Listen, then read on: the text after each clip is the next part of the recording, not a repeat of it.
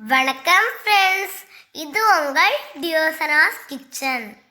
இன்னைக்கு டியோசனாஸ் கிச்சனில் தர்பூசணி ஐஸ் எப்படி செய்கிறதுன்னு பார்க்கலாம். ஐஸ் செய்கிறதுக்கு நான் பாதி தர்பூசணியை இந்த மாதிரி கட் பண்ணி எடுத்து வச்சுருக்கேன். அதை இப்போ மிக்ஸி ஜாரில் மாற்றிடலாம். தர்பூசணியிலேருந்து எல்லா விதையும் எடுத்ததுக்கப்புறம் மிக்ஸி ஜாரில் சேர்த்துக்கோங்க.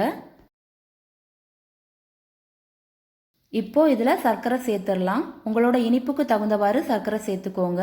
நான் 3 டேபிள் ஸ்பூன் அளவுக்கு சர்க்கரை சேர்த்துருக்கேன். இந்த மாதிரி நல்ல மைய அரைச்சி எடுத்துக்கோங்க. இப்போ இதை ஃபில்டர் பண்ணிடலாம்.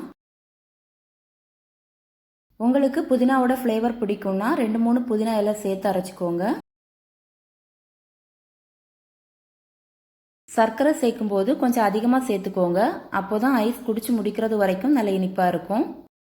அரைக்கும் போது தண்ணி எதுவும் சேர்த்துறாதீங்க. தர்பூசணி ஜூஸ் ரெடியாக இருக்குது. இப்போ இதை நம்ம டம்ளரில் ஊற்றி வச்சிடலாம். குச்சி ஐஸ் மோல்டு இருந்தால் அதை யூஸ் பண்ணிக்கோங்க. நான் இன்னைக்கு டம்ளரில் தான் பண்ண போகிறேன். கப்புக்கு மேலே இந்த மாதிரி அலுமினியம் ஃபாயில் வச்சு கவர் பண்ணிக்கோங்க. இப்போ சென்டரில் இந்த குச்சியை வச்சிடலாம்.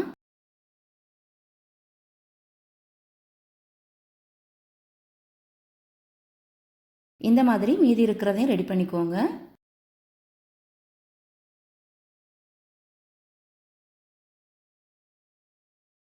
எல்லாம் ரெடியாக இருக்குது. இப்போ இதை 8 மணி நேரம் ஃப்ரீசரில் வச்சிடலாம். 8 மணி நேரத்துக்கு அப்புறம் ஃப்ரீசர்லேருந்து வெளியே எடுத்தாச்சு. இப்போ இதை ஓப்பன் பண்ணிடலாம். தண்ணியில் 2 செகண்ட் வச்சுட்டு இந்த மாதிரி திருக்குனீங்கன்னா போதும், அழகாக வெளியே வந்துடும். குளிர்ச்சியான தர்பூசணி ஐஸ் ரெடி. இந்த வீடியோ உங்களுக்கு பிடிச்சிருந்தா டியோசனாஸ் கிச்சன் சேனலுக்கு லைக் பண்ணுங்கள், ஷேர் பண்ணுங்கள், கமெண்ட் பண்ணுங்கள். மறக்காமல் சப்ஸ்கிரைப் பண்ணுங்கள் ஃப்ரெண்ட்ஸ். தேங்க்ஸ் ஃபார் வாட்சிங்.